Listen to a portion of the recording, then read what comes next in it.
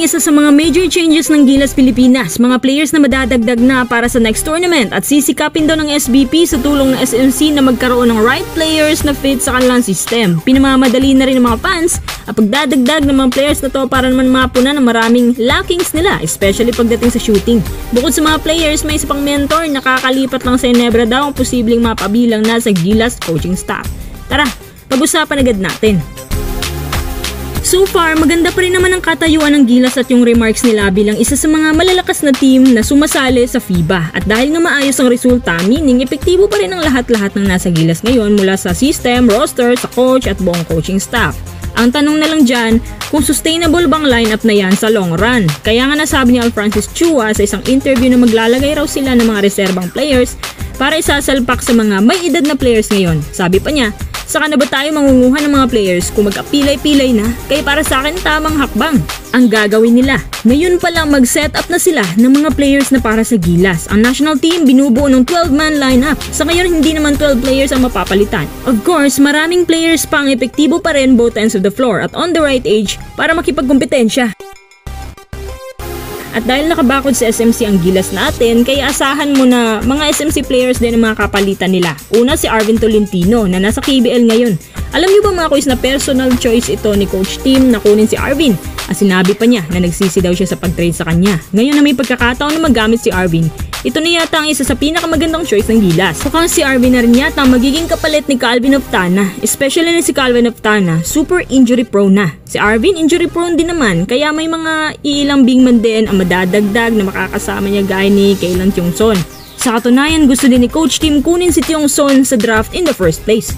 Susunod, huwag kayong magugulat ha, si Chris Ross. Alam ko na dihado sa edad si Ross pero hindi na yan ang importante ngayon. Base sa performances niya sa PBA Finals, capable pa naman si Ross. Pagdating sa depensahan, yung veteran presence pati sa international team ay isa sa mga magdadagdag ng good poise at leadership sa Gilas. Si Ross din yung isa sa mga good handlers at magaling magtawid ng bola. So okay din naman kung si Ross. Pangatlo, si Marcio Lassiter. Syempre, kung nasaan si Ross, nandun din si Lassiter. Kasi magtandem yan. Sinisigaw ng mga fans, kulang daw sa shooters ang Gilas. Kaya si Lassiter ang isa sa mga pinaka-reliable na shooter sa PBA. Si Lassiter rin ang panglima sa PBA rankings na may mataas na shooting percentage at kabilang sa top 5 na may most 3-point shots. Hindi ka mapapahiya kay Lassiter. Pang-apat, balik tayo sa big man. Si Moto Tua. Ito may jumpers, may height, matibay sa poste, may good footwork, higit sa lahat may shooting.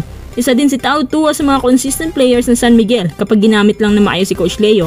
Medyo dun lang tayo sasabit sa eligibility niya. Panglima, Xavier Lucero. Pero yun nga yung eligibility din ni Lucero ang dapat tutukan ng Gilas. Sana magawan nila ito ng paraan para naman magamit ang deep talent ni Lucero na sa tingin ko babagay sa international level. Sana magawan din ng paraan ng inclusion niya kasi sayang yung talent niya talaga. Pinaka the best to na PF na mapapasama sa Gilas kapag nagkataon. Pang-anim, of course, yung napili nila bago pa man nagsimula ang FIBA Asia Cup si RJ Abrientos. Magandang bagay ang pagkuha kay RJ dahil sa mahabang experience niya sa overseas leagues. Pang-pito si Troy Rosario pero hindi pa nga raw ito sigurado dahil si Troy, kahit may experience sa Gilas noon, yung katawan niya madaling bumigay. Para sa akin, okay naman ang mga players na napili nila. Mga taga San Miguel, taga Ginebra. Syempre, SMC community. Pero ang isang disadvantage dito, yung mga edad. Lalo na si Ross tsaka si Lassiter. Kung magpapalit nga tayo ng mga players kasi mismo yung Gilas Team A may edad, yung Team B ganun pa rin naman pala. Pero ano magagawa natin kasi nakabakod ng SBP sa SMC. Kaya natural, ito yung mapipili nila. Sa susunod, pwede naman sana na mag-Team B tayo na talagang bago mukha at fresh legs pa. Anyway, ano masasabi niyo dito mga koys?